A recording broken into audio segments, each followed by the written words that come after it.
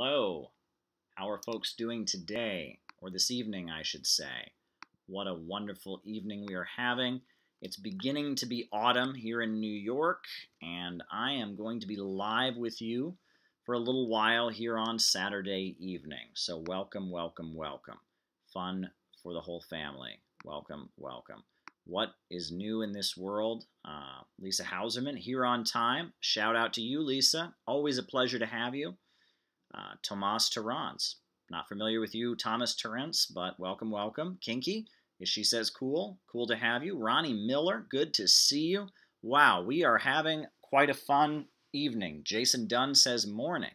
Great, you must be in some other part of the world where it's morning, and I can respect that. What is new? What is new in this world?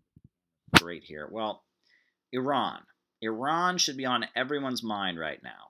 CBS News is reporting that there was an interaction between Iranian ships in the Strait of Hormuz and the USS Theodore Roosevelt, which is a U.S. naval vessel, and the ships got close to each other. That's a little bit scary, and apparently video of that has surfaced. Now, we haven't really heard any further confirmation of this, but CBS is running that. And this comes after quite a bit of noise being made about Iran by the Trump administration. A lot going on. Interestingly, those of you who follow my YouTube channel will know that I had an argument, I guess you could call it, with members of the terrorist group Mujahideen Khalq in New York City near the United Nations. I don't know if people saw that, but it made quite a stir. It got retweeted around on Twitter, and it was quite an interaction. Mujahideen Khalq, M-E-K. This is a crazy, crazy terrorist cult. It was actually considered to be a terrorist group by the U.S. State Department until 2013 when Hillary Clinton delisted them. Crazy group, but they were involved in the Iranian Revolution. They didn't like Khomeini's decision to remove one of these clerics who was aligned with them, so they went on a killing spree. They blew up the Iranian parliament, killed like 80 members of parliament, bombed buildings. During the Iraq-Iran war, they were airdropped into Iran by Saddam Hussein. And now, long story short, after the fall of Saddam Hussein, now they're working with Israel and the United States, and they've killed nuclear scientists. And a lot of these Republican politicians, like Rudy Giuliani and Tom Ridge, and all these like top Republican politicians, love this terrorist group. Now, they claim to be both Muslims and Marxists.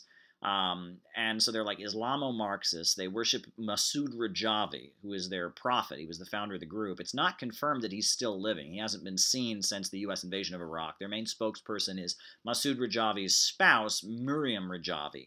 But regardless, this is a crazy, demented terrorist cult that has killed tens of thousands of Iranians. Just a murderous group, and even like Human Rights Watch and other people have written about them. At this point, they're being used by the State Department, by the U.S. government, and by the Israelis against Iran. Now, they're seen as kind of an ally of the USA and stirring chaos and sowing instability in Iran. They work with the Israelis. Quite a vicious group. And so I saw them, and they were having their rally, which they have every year outside the UN. It was pouring rain, and they were wearing their shirts saying they want regime change in Iran and whatnot. And I had an argument with them, because most people don't know who they are. They think they're just peaceful democratic activists or something. They don't realize that they're, mass murderers. So I had kind of an exchange with them, and it was popular on the internet. And I've been getting all kinds of people tweeting at me from the Mujahideen Khalq and calling me all kinds of nasty names. But I've gotten all kinds of Iranians thanking me for doing that, saying, oh my gosh, they've been killing people in our country for years. Mujahideen Khalq are murderers and killers, and oh my gosh, you were so brave to confront them. People who said, some people that were somewhat critical of the Iranian government, had a lot of criticism of the Iranian government. They still said, thank you for confronting them. MEK is awful, So, I had this argument, and it made quite a stir. But all eyes are on Iran, because at this point we have the Trump administration saying they want to reduce Iran's oil exports to zero. So they don't export any oil at this point.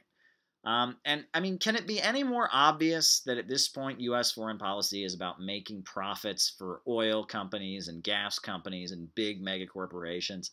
I mean, in Trump's UN speech, if folks will recall, Trump actually said that Germany should buy natural gas from the United States. Now look at a map. I know geography isn't the best subject of a lot of Americans. Look at a map. Yeah, Russia or the United States? Natural gas, importing it. What would be easier? Why in the world would the Germans want to import natural gas all the way from the other side of the planet across the Atlantic when they could import it from Russia? But yet Trump is ordering them, basically telling them that they have to buy natural gas from American energy corporations, right? Meanwhile, he's saying he wants Iran's oil exports to be reduced to zero. Meanwhile, he's escalating pressure against Venezuela. Can it be more obvious what U.S. foreign policy is really about? Oil prices are rising. We're up to $80 a barrel. Trump says he wants to get the price down. I'm not sure that's actually the truth. I think that the oil companies are making lots of profits, including these fracking companies that were kind of aligned with Trump. Trump's friends in Saudi Arabia are making lots of money. All the big, 4 super major oil companies are making money, and all the independent oil-producing states, Russia, Iran, Venezuela, they're all being attacked. I think that the big oil companies, they're loving this. They are loving this, and the fact that there was now this altercation, which, according to the CBS News analysis, now we know this is mainstream American media, so they get things wrong quite a bit. Their analysis, they say this is related to Trump's promise to reduce Iran's oil exports to zero. So there you go. All these allegations being made against Iran, they say Iran is funding terrorism. One of their allegations is that the people in Bahrain, right, an absolute monarchy, the people in Bahrain who want freedom, and want a democracy and don't want an absolute monarchy tied in with, big oil companies and the American military, well, Iran is supporting them allegedly, and that's Iran supporting terrorism. Since when are people who want democracy fighting against an absolute monarchy? Not rigged elections, no elections. Since when are they terrorists, right? The people of Yemen who are fighting for the independence of their country don't want to be a colony of Saudi Arabia any longer, right? Since when is that terrorism? Again, Iran is accused of allegedly supporting the people in Yemen fighting for their independence. How is that terrorism? You can go down the line. Meanwhile, Saudi Arabia, we know about their ties to 9/11 now, right? The 9/11 Commission report, the 28 pages that were redacted have now been released. So we know Saudi Arabia has got ties to terrorism. We know that in Syria, a lot of these anti-government groups that are tied in with Saudi Arabia are linked to Al-Qaeda and al-Nusra, and in fact, a lot of them merged into ISIS when ISIS was formed. Saudi Arabia's got big ties to terrorism. No one ever talks about that. Meanwhile, Iran, they're supporting the people of Bahrain, the Shia majority. The majority of the people in Bahrain are Shia Muslims, like the Iranians. Meanwhile, they have a Sunni government imposed on them with Saudi guns and Saudi weapons.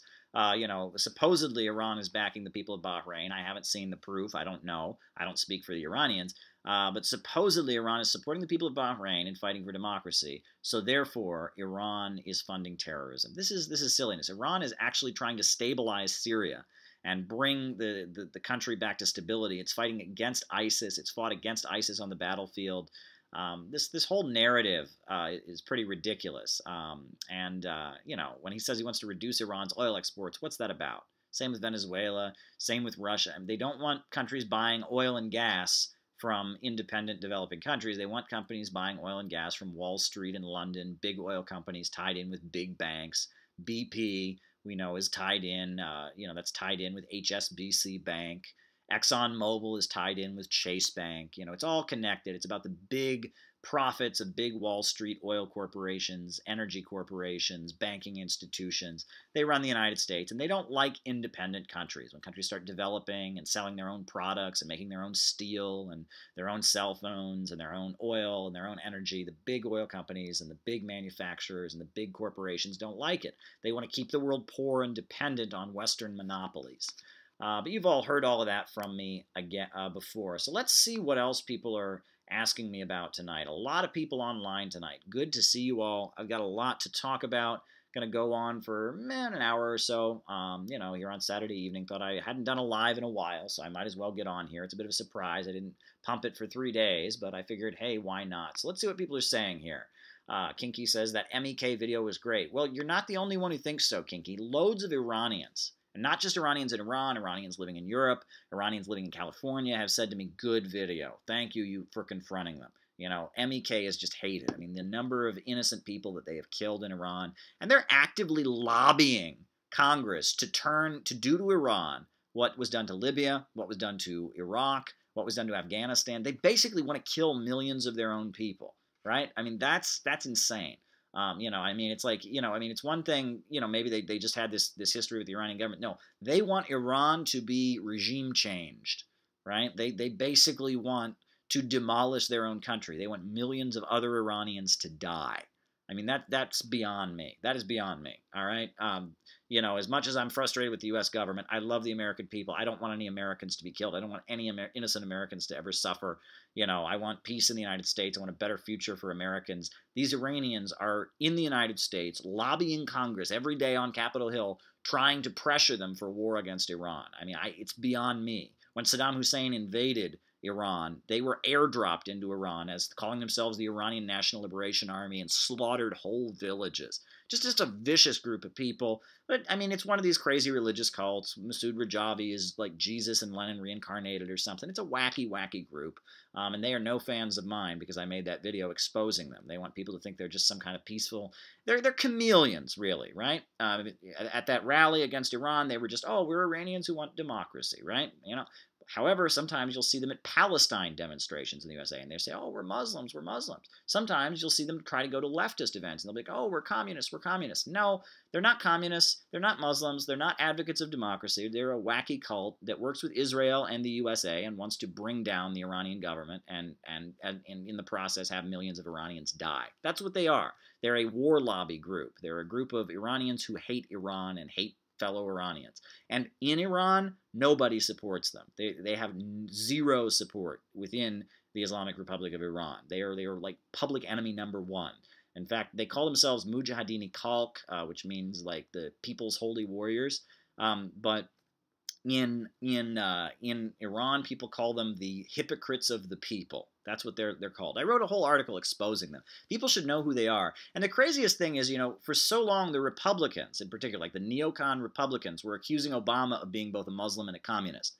Well, MEK presents itself as a Muslim communist organization. So wouldn't it be a scandal that elected officials are going and speaking at rallies and shaking hands with Muslim communists? Well, they're not really Muslim communists. But it just shows that all the rules don't apply, that this is all just about attacking independent developing countries. All these political labels don't matter.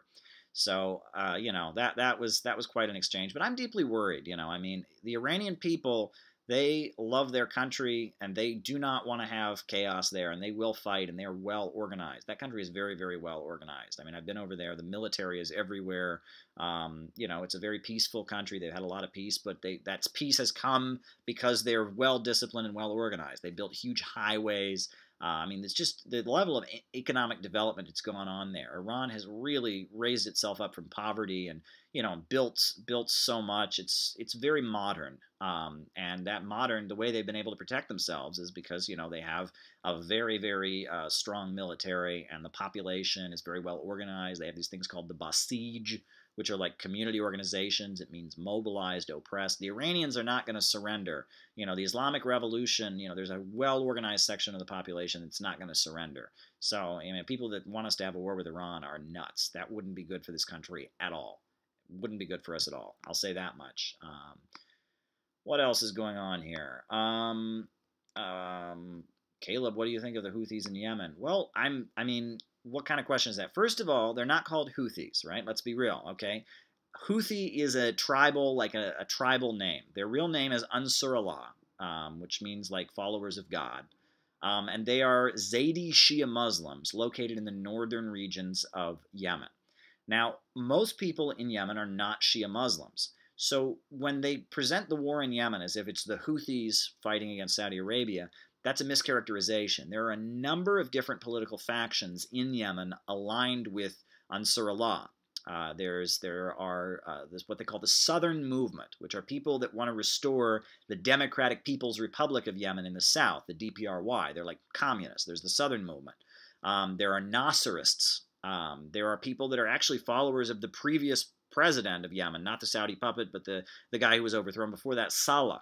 And there are a lot of different factions. And most of these factions, political factions in Yemen, have actually divided in two, with some of them supporting Saudi Arabia and some of them supporting Yemen. Generally, like the more community-based, lower levels of these political parties are supporting, the people of Yemen fighting Saudi Arabia, but then the higher ups, the ones that had seats in the old government and all of that and thought they had an in with Saudi Arabia, tend to support the Saudis, right? I mean, Mansour Hadi, who is not actually the president of Yemen, right? He's recognized as the president of Yemen, but he's in exile. The people of Yemen overthrew him, right? He gave this speech at the UN praising Saudi Arabia, but he's the Saudi puppet that was imposed on them. They had a fake election. He was the only guy on the ballot. The people of Yemen have come together, and the Houthis, because they already had an army of their own, right? Ansar Allah, because it already had an army, it's the most visible section, but overall, it's a coalition government. It's the Revolutionary Committee. There are Marxists in it from the Southern Movement. There are Nasserists. There are Ba'athist Arab socialists in it. There are just plain Yemeni nationalists in it. There are, there's the Houthis are a big part of it, but it's a broader coalition. And people want to make this. The big push from Saudi Arabia, if you listen to anything about Saudi media, they want Sunni-Shia war, right? It's all about Shia apostates, the Shia crescent. That's Saudi propaganda.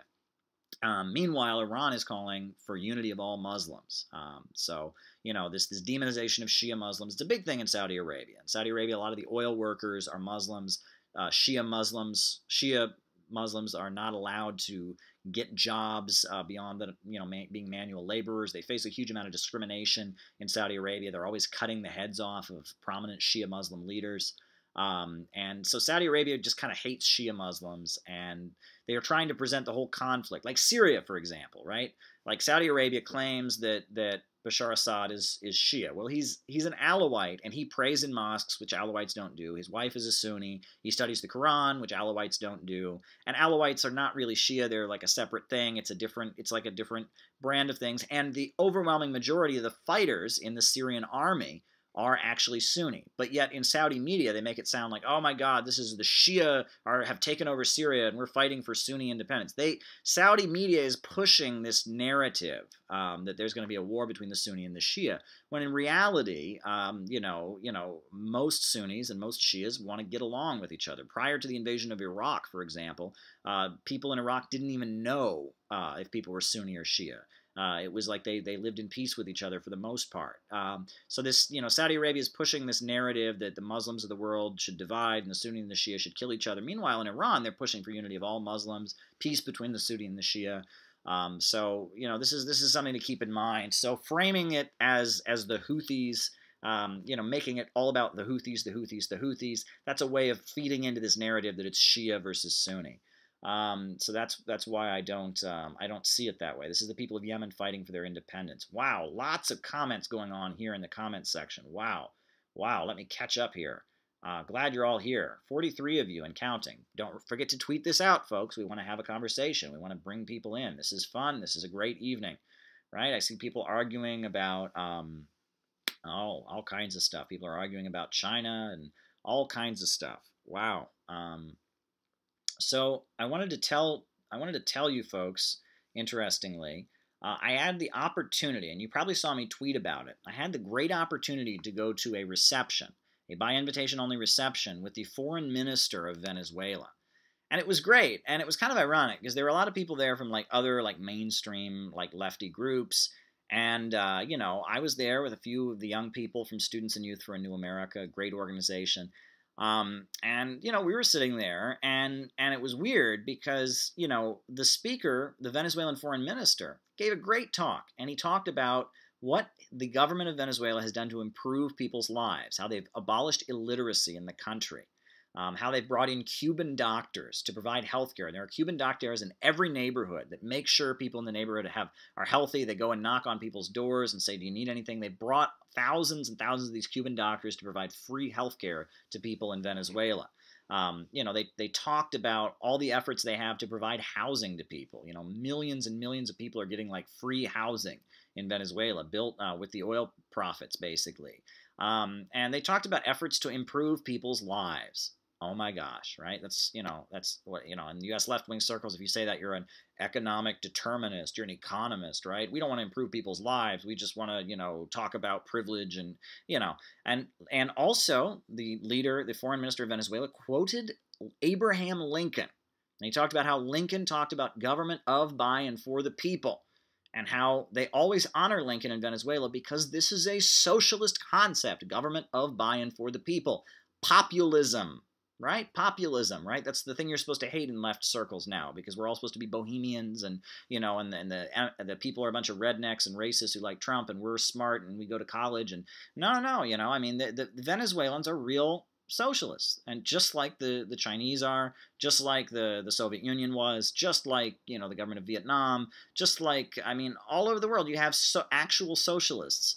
Meanwhile, you have people in the USA who their socialism is like an expression of kind of cultural alienation, kind of left over from the middle class. And it was like you could contrast the Venezuelans, actual socialists, who are using socialist methods to try and improve the lives of the people in their country and break out of the international capitalist system of billionaire monopolists in Wall Street and London ruling the world. Meanwhile, you have American leftists that are like trying to do their own thing, man, and have group therapy, and it's a different thing, right? What people around the world that are striving for socialism are fighting for, and what people in the United States who call themselves socialists believe, there's a big gap there. And that needs to change. And the young people and students and youth for a New America, they realize that. And it was interesting because I think that this speaker from Venezuela is just further proof of the reality. But it was a good event, and there was some great music from some traditional Garifuna performers. Those are communities of Africans in South America. They did some great music. There was a great talk by Vijay Prashad, who's kind of a lefty intellectual. And it was a great event. I'm really glad that I went. I had the honor of going with Dakota Lilly. Shout out to him. He went on Fox News to defend Venezuela, really countered Tucker Carlson when he tries to, blame all of Venezuela's problems on socialism. Got to be there with him. That was fun. Got to be there with some other folks, Nick, Joe, Miriam, others. It was fun times all around. So yeah, I'm glad I got to go to that. It was definitely a privilege to be in the same room as the Venezuelan foreign minister. So what else is on people's minds? I know people have got a lot to say. Eurozone, people are asking me. Lisa Hauserman says, I asked Thomas this once, but I'll ask you, what do people in the right wing mean when they say cultural Marxism? Okay, this is a good conversation we should have. All right. So there's a couple ways to come at this, right? So on like alt-right kind of websites, they have this whole thing about cultural Marxism, right? And it's it's referring to the fact that the economics of Marxism is widely, has been widely not allowed in academia, right? Academics, if you take economics, you're not going to read Marx. They're not going to teach you about Marxism in academia, in economics. But there is the cultural critique, right? They talk about the Frankfurt School, and they talk about a lot of the cultural critique that was put forward by academics in the 1960s and 70s, starting in the 50s, but continuing to this day. And a lot of postmodernism, and a lot of the folks who talk about queer and gender theory, a lot of them come out of the cultural critique or cultural criticism. They come out of an academic movement of people that were Marxists, but were anti-Soviet. And actually, it really gets back to something that you should all Google, the Congress for Cultural Freedom. And this was a CIA program. This is the first thing that should come up if you Google the Congress for Cultural Freedom is the CIA website, cia.gov. In the 1950s, actually starting in 1949, the CIA launched a program to fund cultural leftism. Leftists who, emphasized not economic struggles, but kind of cultural alienation. They started a Trotskyist magazine called Partisan Review. Anti-Soviet, the Soviet Union's evil, it's Stalinist, it's authoritarian, but, Marxism is great because it's about freedom and liberation. Susan Sontag, she came out of this. And it was an academic movement funded, in the 50s, 60s, up into the 70s, funded by the Central Intelligence Agency that pushed Marxism, but a different brand of Marxism. A Marxism that didn't talk about class struggle and economics, but instead talked mainly about cultural issues. And a lot of the academic advocacy of like LGBT rights came out of that movement. And I'm not saying that everything they do is bad. I mean, actually, a lot of what these folks wrote is decent, but they were anti-Soviet. They were opposed to all the socialist countries, and they tend to have this interesting fixation on fascism. Like Susan Sontag very famously said that she said that communism is nothing but the most successful form of fascism. What does that mean? That's like an outrageous statement, but she said it, and it was this kind of Marxism that wasn't about organizing communities to fight for economic justice, but was instead about talking about how people feel alienated and how people there's gender oppression and people don't feel fairly, and it focused on that, and the right wing refers to it, but then the right wing doesn't seem to understand that this was anti-Soviet and it was funded by the CIA. In their minds, somehow it's like they try to say, like, especially like I know Jordan Peterson and some of these right wing intellectuals. They don't like feminism, and then they try to say, well, feminism is caused by the Soviet Union, and postmodernism is caused because these cultural Marxists. It's a right-wing talking point. And at the end of the day, a lot of right-wing ideology is based on this just stupid anti-communism, right? I mean, I made that video critiquing PragerU earlier in the week because I saw that video they posted about who is Karl Marx, and there was so much factual inaccuracy in it, I had to respond. And it's a popular video. It's getting posted around a lot. There were actually people at the Venezuela event I went to came up to me. They said, I don't know you, Caleb, but I love that video you made. A couple people, actually. They saw the video I'd made a few days prior. They said, I love you, that video. You just refuted that PragerU video. They loved it. And that this right-wing element that, they basically operate on this assumption that communism is pure evil. And so then they don't like liberals and postmodernists. And so they try to say, well, they're communists. They killed majillion people just like Mao. That's what that's really about. And that's why the right wing likes to talk about cultural Marxism. But they don't really understand that postmodernism as a current that rejects the economics of Marxism, rejects the concept of the class struggle, but clings to some of Marx's concepts, really draws from like Antonio Gramsci and others. That movement, in a lot of ways, that movement, was facilitated by the CIA, and it was meant to counter Soviet Marxism and actual Marxism and communism during the Cold War era. That's where it was fostered. It was a cultural left to counter the Marxist left, and it was funded by the CIA. I mean, you can read about this. It's kind of shocking. Not only did the CIA fund the Trotskyist magazine Partisan Review, they also funded the work of Jackson Pollock, right? Because Jackson Pollock, he did the whole thing where he didn't paint images. It was just kind of splotches of paint on a canvas. And the Soviet Union was promoting socialist realist art, so they thought that, it was a way to counter socialist realism. It was kind of fascinating if you look at it. And like you had Susan Sontag and others. And I'm not saying that everything these people said was wrong. They had some great criticisms of U.S. society. They were against the Vietnam War. They were against the military draft. But a lot of what they said was being funded by the CIA to counter the influence of actual Marxism. And while I'm at it, I might as well just, I have here Capital by Karl Marx, right? This is the essence of Marx. This is Marx's magnum opus. It's not very easy to read, but let me just kind of summarize basically what the book says, because I've noticed so many people who call themselves Marxists have no clue what this book is about.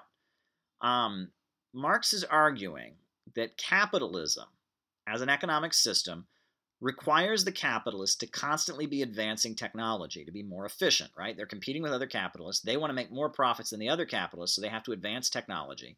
And their ways they advance technology is to eliminate workers, right? Hire fewer workers, produce more efficiently, make more profits, right? And in the process of doing that, workers are not hired, right? So as the mode of production advances, right, as the means of production advance, as technology increases, you get all kinds of workers that are cast out, right, because they're doing that. So then, as fewer and fewer workers are hired, the result is that the products can't be sold, and you have a glut, you have overproduction, where capitalism is driving to produce all these products that ultimately can't be sold, right? That the harder they drive to produce, pretty soon the market has all these products that can't be sold, and that capitalism has this recurring crisis of overproduction, because if you drive people to produce harder and harder and harder, you eliminate jobs, you have what's called the falling rate of profit, and the falling rate of profit results in an economic catastrophe, and that's like what happened in 2008. And the capitalists have all kinds of methods for trying to stabilize the system. They've got like the Federal Reserve Bank, you can go down the line. They have many different methods that they've developed to try and stabilize it, but ultimately capitalism can't get over this problem, because at the end of the day, workers can never buy back the products that they produce, because they're only paid a fraction of the cost of the product, and workers can't buy back what they produce. And that's what Marx argues in his book Capital, and he gives a history of the capitalist system. He talks about capitalism emerging flourishing and the period of what he calls primitive accumulation, in which capital developed and started to replace feudalism. And he talks about capitalism and the rise of the global market. And this is Marx's magnum opus. And, there was no Wikipedia back then. There was no Google back then. Marx had to go to the British Museum, the only place that assembled statistics and data. He had to go there and just sit in a waiting room and have them bring him statistics all day, and it cost money. So Marx put, a lot of his blood, sweat, and tears into this. You can read his diaries where he's selling his possessions just so he can go to the British Museum and get more statistics. This is Marx's magnum opus. And what shocks me is the right-wingers don't know anything about this. They assume that we're all just Marxists because we're bleeding hearts. We see that capitalism is full of injustice, but we don't know any facts. We don't know any economics. We don't know any data. Like that PragerU video said that Marx had no data. This book has loads of statistics in it. So that's the right wing. They have no clue about Marx's critique of capital. But on top of that, a lot of leftists don't have any clue what that book says. And it shocks me because a lot of leftists are against technology, right? They're like, oh, technology is bad. We're too concerned about material goods. We need to go back to nature and be primitive. That's not what Marx said. If you read Capital, what Karl Marx is ranting about is he's saying if we can have public control over the industries, if we can rationally control the major centers of economic power, then we can unleash technology. There won't be this contradiction where the more technology advances, the poorer people get. Instead, there'll be better technology and people's standard of living will go up at the same time. And there'll be endless growth. Marxism is about trying to produce endless growth. That's what Marx is trying to produce. And his vision of communism is based on vast material abundance brought about by rational control over the means of production. Right? So Marx is saying, look, if we control the means of production, we can build a world where everyone has a really good life.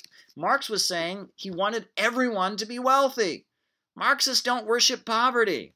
Right? Marxists don't want people to be poor. Marxism is about how can we take control of the economy, make the economy function in a rational way so that everyone can be wealthy, so that we can build a society where everybody has what they need, everyone lives a comfortable life.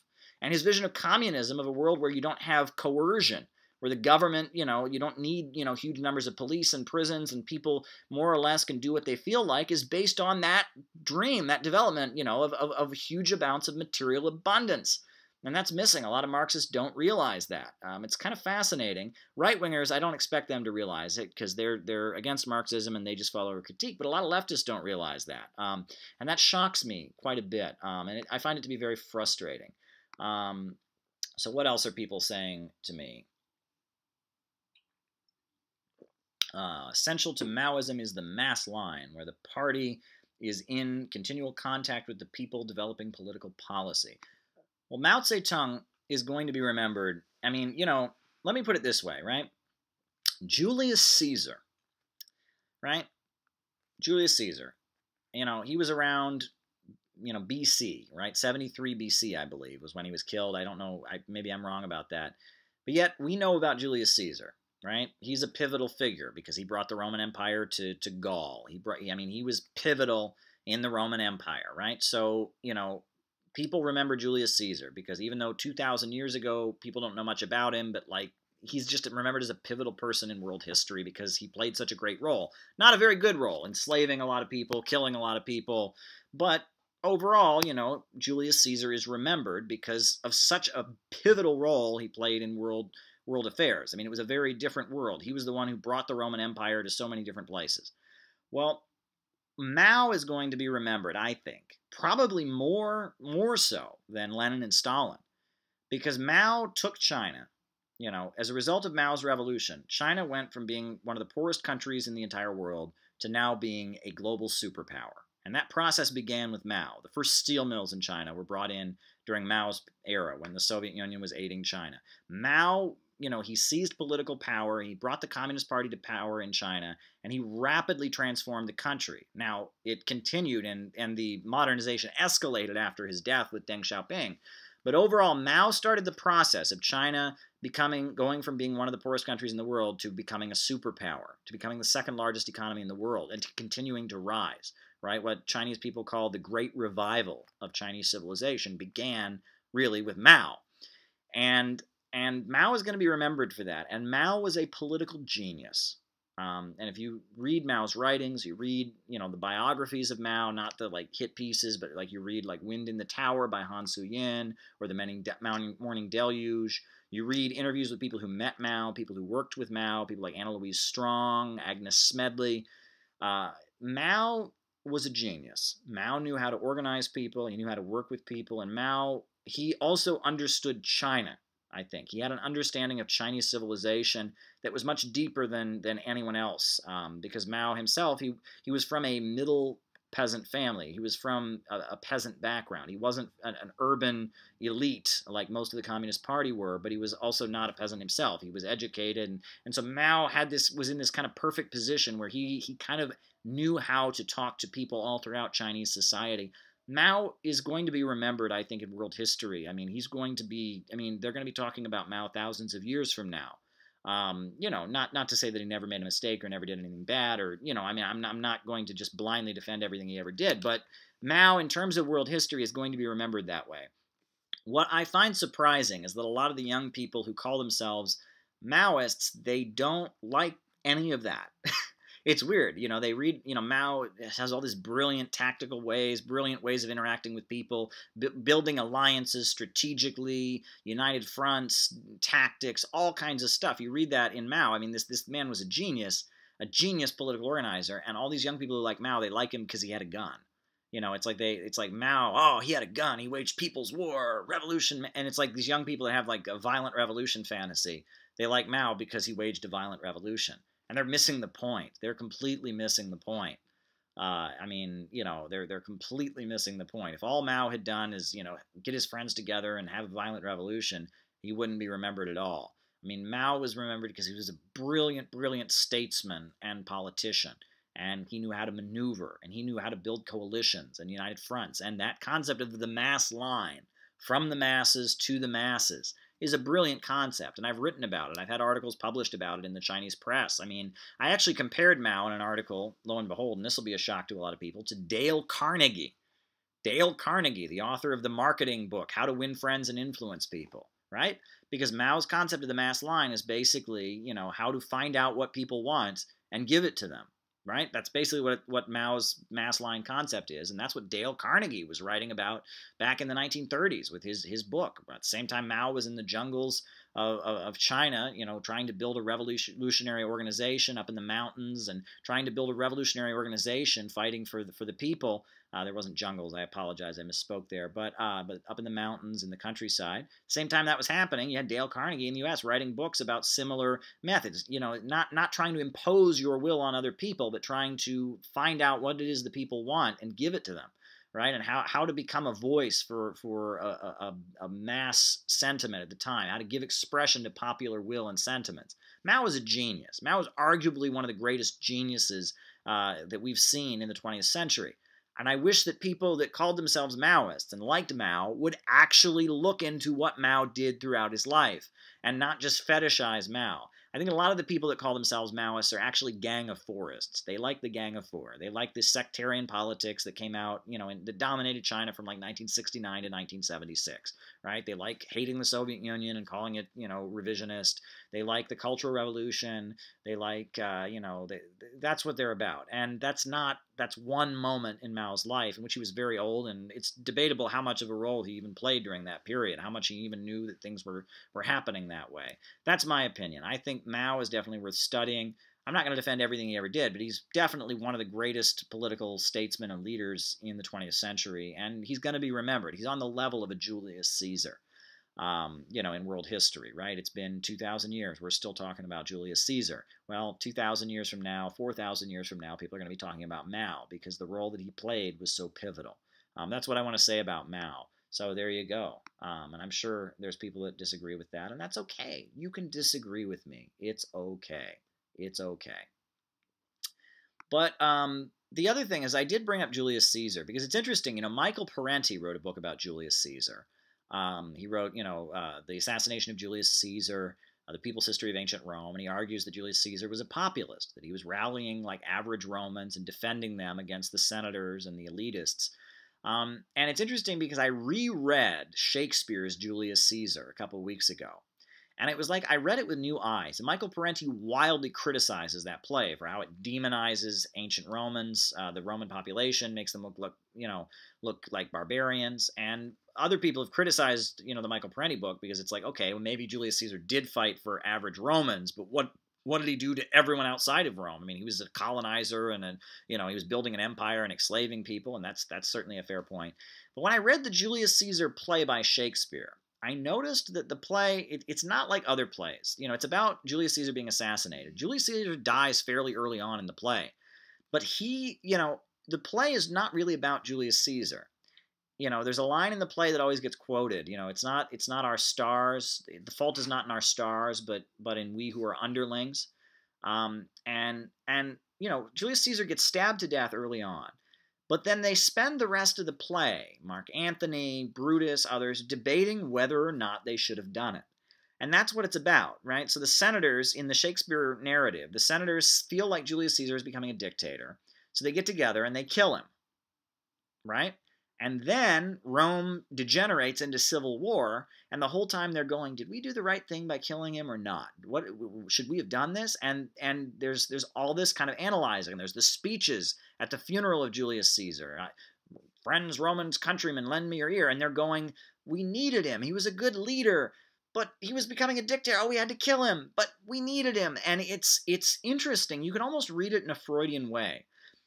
Or you could read it, in a psychological way, right? I mean, it's like, people want to have a leader, right? They want to have a president. They want to, every country in the world has a head of state. They want a leader to look up to. But on the other hand, people get angry at leaders, right? They don't want to have a tyrant. They don't want to have a dictator. They don't want someone telling them what to do. And it's this contradiction that has existed through all throughout civilization. People want rules and stability and order, but they hate following rules, and they hate stability, and they hate order. It's the contradiction that has kind of defined humanity. And you can even say it starts in the family, right? A child loves their parents. They're dependent on their parents. But then the parents have absolute power over them, and they hate the parents, right? The parents discipline them and punish them and tell them no, and so it's like the child needs the parent, loves the parent, but hates the parent. You could read that play. That's what it's really about, right? It's these people get together and kill Julius Caesar, and they spend the rest of the play wondering if they did the right thing or not, right? That's really what the play is about. And Michael Parenti reads it, in a negative way, where the Roman population are portrayed as barbarians. They kill this guy just because he has the same name as somebody else. They read it that way.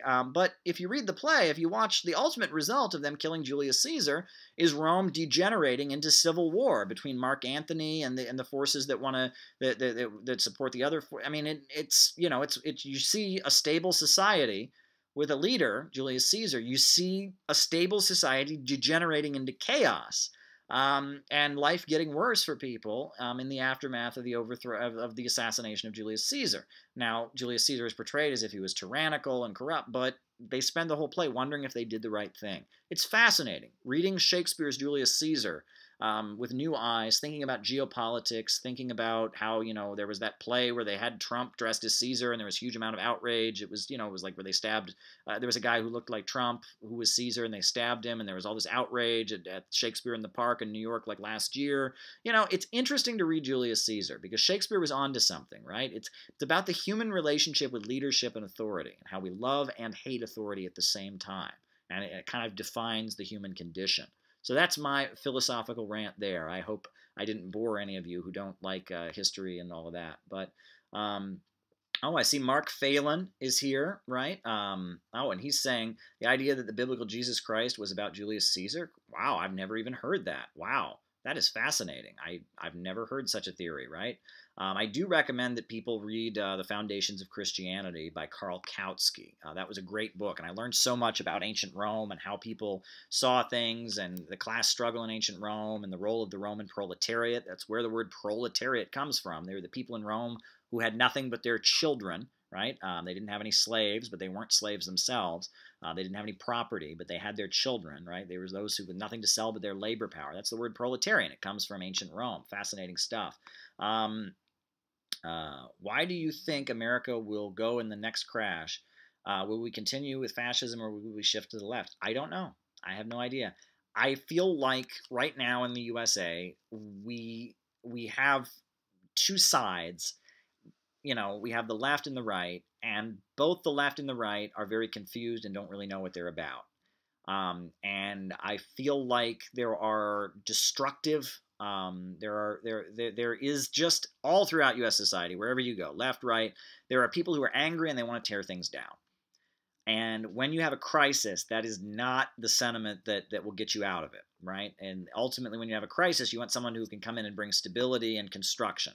And on the far left and the far right, especially people that get involved in that, they get involved in it because they're angry and they see things they don't like. They want to tear them down. And ultimately, neither of those politics could win out. Fascism as a movement is about tearing things down.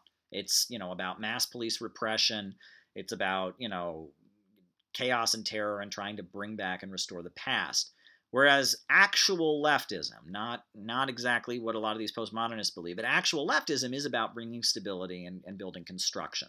And I wrote an essay about that, about Syria, in which I talked about Lenin and Trotsky, Stalin and Trotsky, and how both of them represented different aspects of the psyche of leftism, and how there are people who become leftists for different reasons. And I'm only going to go for about 15 more minutes. I'm going to cut it off here at 10. But I wanted to touch on this, and I'm glad you bring that up, the person who asked that question. I guess your name is Libertus or something. The reason that I bring that up is because it's interesting. Earlier I was talking about how so few people who call themselves Marxists actually understand Capital by Karl Marx. Well, so few people who call themselves Trotskyists actually understand the theory of permanent revolution, which is the basis of Trotskyism. And this is why, as much as I've studied Trotsky, I think people should study Trotsky. There's plenty to learn from Trotsky. As much as I do that, I'm not a Trotskyist. And I feel like Trotsky represents a lot of problems in the socialist movement. And the reason is because of his theory of permanent revolution, which is something, surprisingly, most people who study Trotsky and even people who call themselves Trotskyists don't understand. The theory of permanent revolution, which Trotsky, adopted, which Lenin rejected, and the theory of permanent revolution, as put forward by Trotsky, and he argued that the Russian Revolution proved it was correct. He argued that he agreed with Lenin's critiques of it, but yet he still believed in his theory somehow. The theory of permanent revolution, that is the embodiment of a big problem, right? So what is the theory of permanent revolution? And it's shocking. I was in a political organization that had Trotskyist roots at one point, and they didn't even understand the theory of permanent revolution. Well, if you open Trotsky, the theory of permanent revolution is this. It's that in developing countries, Russia, China, Africa, Latin America, all the countries that are not part of the Western European United States, the Western world, in those countries, you can't have socialism. Because those countries don't have a working class majority. They have a peasant majority. They did at the time Trotsky wrote this. They can't have socialism because only the working class can create socialism. So those countries, if they do have socialist revolution, if socialists take power in those developing countries, all they should do is just be temporary bases to spread communism to Western countries, because there's no hope for actually building socialism in the developing world.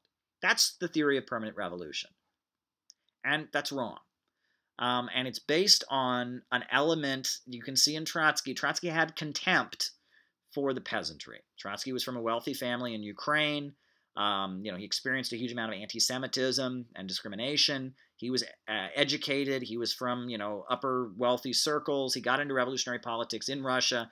And he thought that the peasantry, which was the majority of Russian society, and the majority in almost every country in the world at that point, he thought the peasantry, he called it a class without a future. He said that the peasants aspire to become bourgeois. They're not capable of real solidarity. He hated the peasantry. And he thought the only hope for the world lay with the Western industrial workers. Right? And Lenin explicitly disagreed with that. Lenin wrote his book, Imperialism, the Highest Stage of Capitalism, where he pointed out that the working class in Western countries was being stratified, and that there were a lot of workers in Western countries who were becoming so wealthy because of imperialism that they were identifying with their bosses.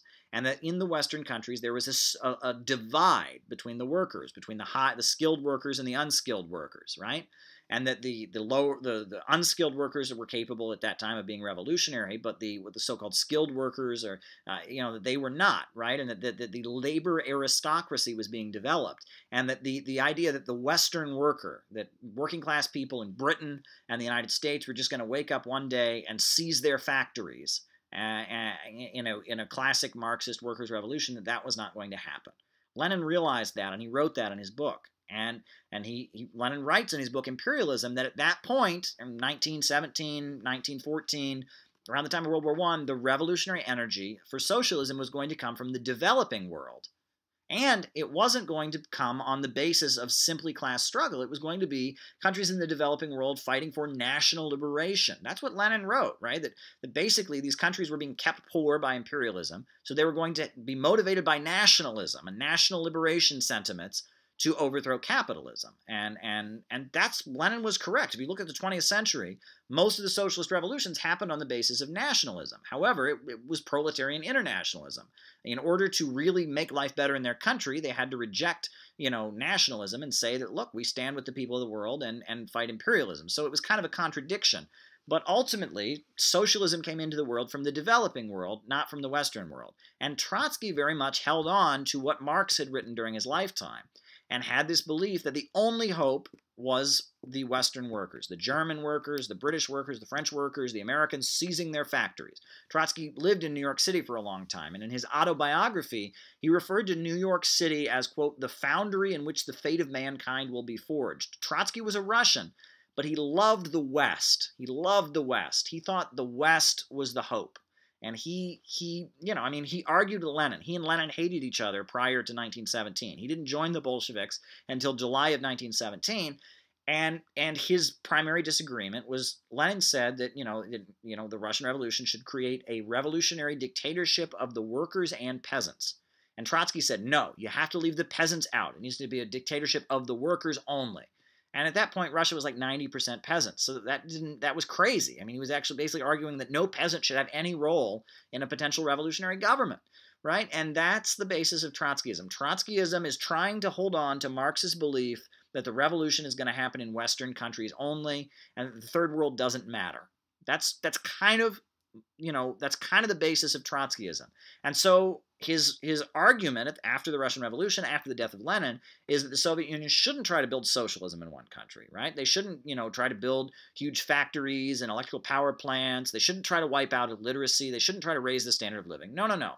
Everyone in the Soviet Union, he argued, should be drafted into the military, and then they should make the Soviet Union into a permanent war state to spread communism throughout the entire world, and focusing on spreading it to the Western countries. And the peoples of the Soviet Union did not want that. And Stalin, his rise to power as a leader, was on the basis of socialism in one country, saying, look, we are going to make life better for the people in our country.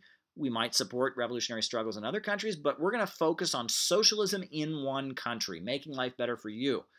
And that's why Stalin rose to power, because most of the people in Russia who had fought for the revolution had fought for it on the basis of wanting to make their lives better, not wanting to carry out, Trotsky's romantic fantasy of revolution in Germany and in Britain, right? And that's the difference. That's the difference, really. And that Trotsky's theory of permanent revolution,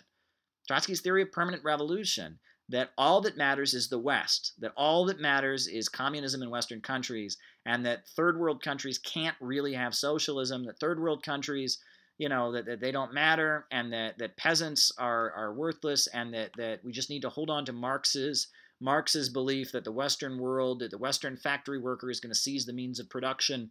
That is the difference between Trotsky and Lenin and Trotsky and Stalin. And it's worth understanding that. That doesn't mean you should never study Trotsky. I learned a lot from Trotsky, because Trotsky in his writings, he kind of can critique the Communist International's positions in ways that people that were part of it couldn't, because they're like defending it. Whereas Trotsky, he's cynical and frustrated, so he writes about things from a different light. And you can learn a lot, but at the end of the day, and you read some of Trotsky's stuff, it's unbelievable. When France is being invaded by the Nazis, Trotsky is writing that, the French Communist Party shouldn't be leading the people to resist the Nazi invaders. It should be, plague on both your houses and turn your guns around. And, it's kind of crazy, what would be the result? What was the result of the Nazi invasion? All the communists being put in prison, all the African people being suppressed, all the Jews being rounded up and put in concentration camps. Why wouldn't a Communist Party resist the Nazi invasion of France? Well, Trotsky Trotsky doesn't. He thinks it's revolutionary defeatism. I mean, that's insanity. But at the same time, Trotsky was very smart. He wrote a lot of very good articles. I mean, you can learn a lot from Trotsky, but at the end, the reason why I don't look to Trotsky for a huge amount of inspiration, the reason I don't consider myself to be a Trotskyist, is because ultimately Trotsky represented a lot of what is wrong with the socialist movement up until today. There is this middle-class strata among socialists, people that are socialists not because they want to make their lives better, not because they want stability, but because they want chaos, right? They're angry at the world and they want to tear things down. And in a lot of cases, such people are capable of a lot of real passion. And they're capable of doing a lot of heroic things. But at the same time, those people, you can't really build a stable society with them. And when revolutions actually do happen, those revolutions are based on people wanting stability, wanting to make their lives better, wanting peace, wanting order. That's what socialist revolutions are generally based on. That group that just wants to tear things down and wants chaos, they generally are not the basis of actual revolutions. It's a very middle-class thing.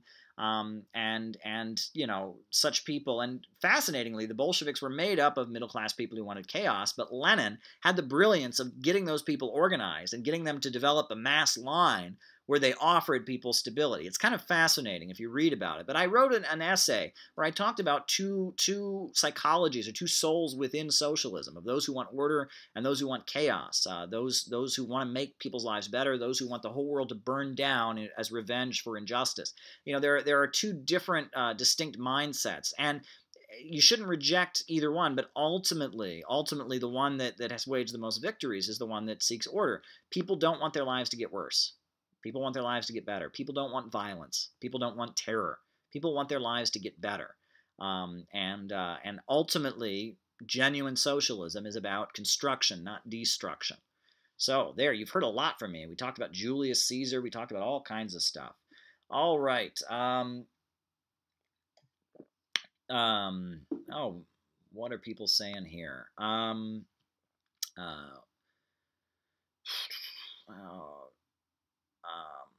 Shout out to Pro Gun Red. Good to talk to you. That's my old friend, Pro Gun Red. All right.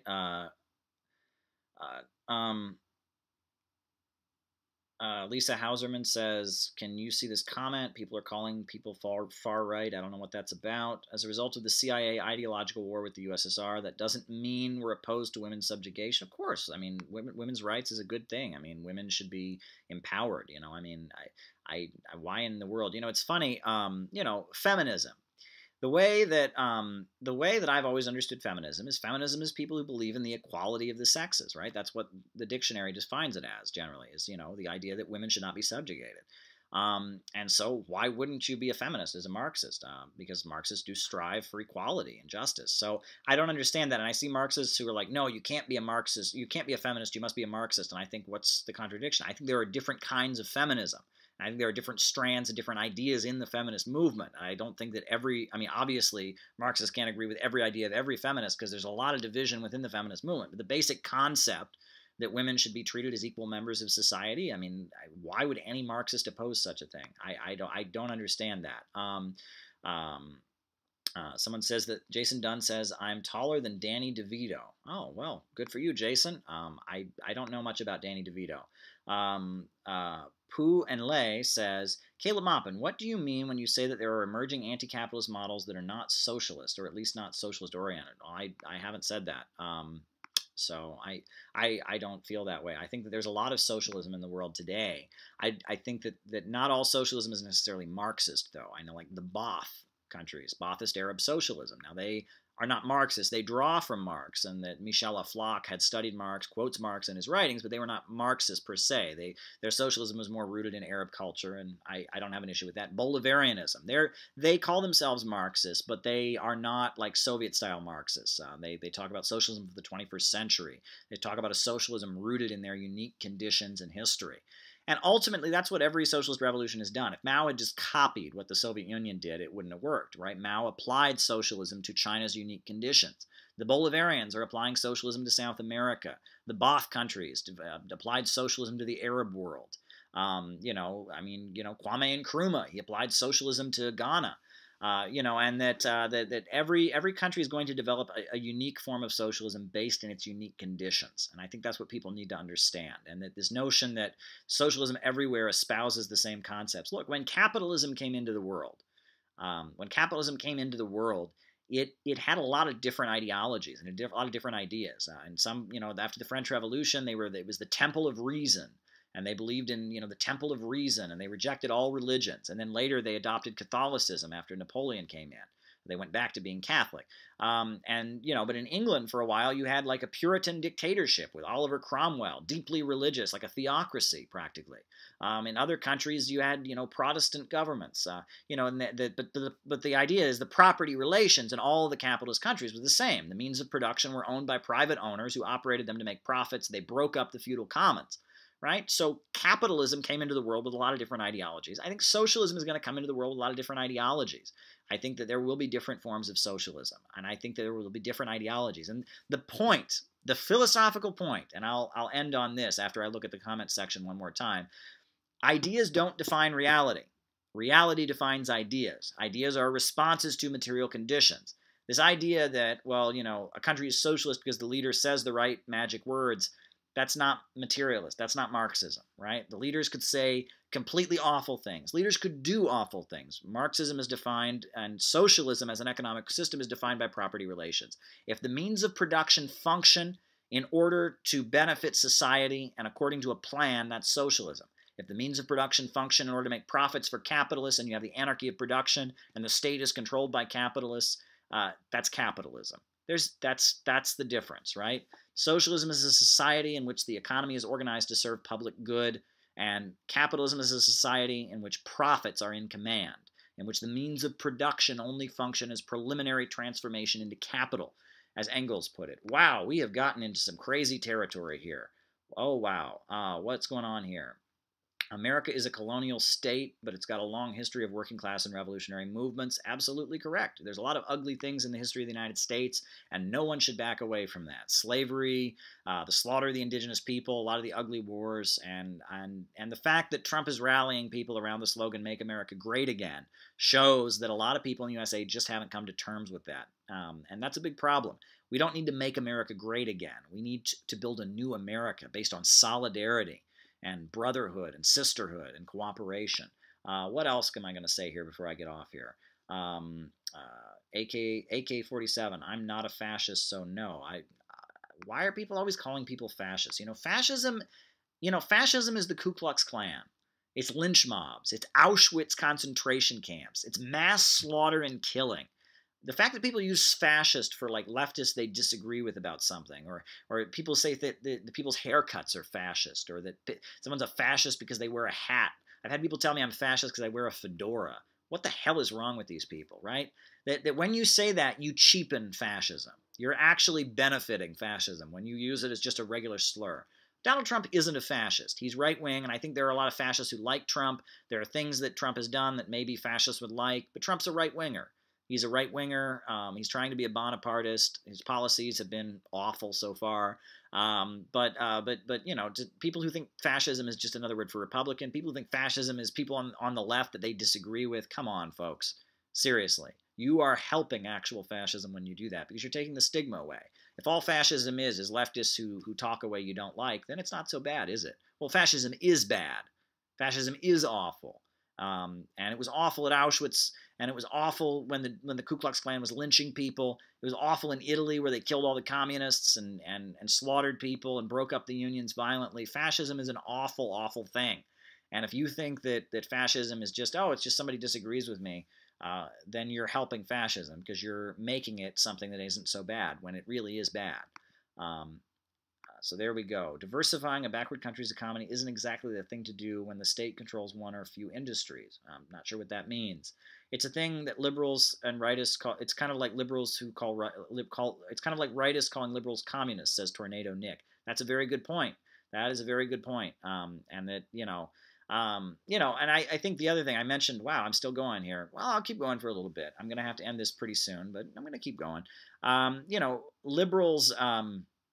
They've kind of redefined fascism. Susan Sontag with her talk about, fascist aesthetics and all of that. Fascism turns into like populism. It becomes a code word for anything that makes liberals uncomfortable, and liberals tend to be very anti-populist and individualist oriented. They don't like any mass movement or mass mobilization.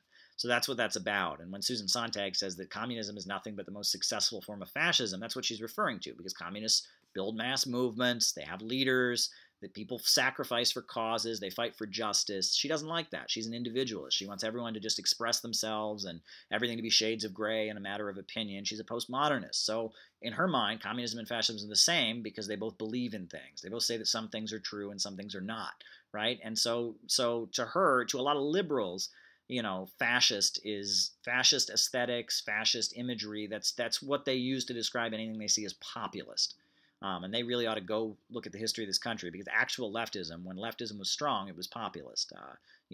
Eugene Debs. There you go. I mean, look at the history of the country. Wow. Well, anyway, I think we're going to call it a night, folks. This wasn't going to be my longest live. I just wanted to get on here and have a chat with you all.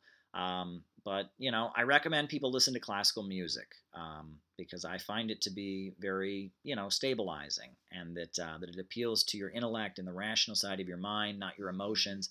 And emotions are everywhere in this society right now. And I think that people need to think more clearly and more rationally, because when our emotions take control, things can go badly. And there's a lot of uncontrolled emotion in society right now.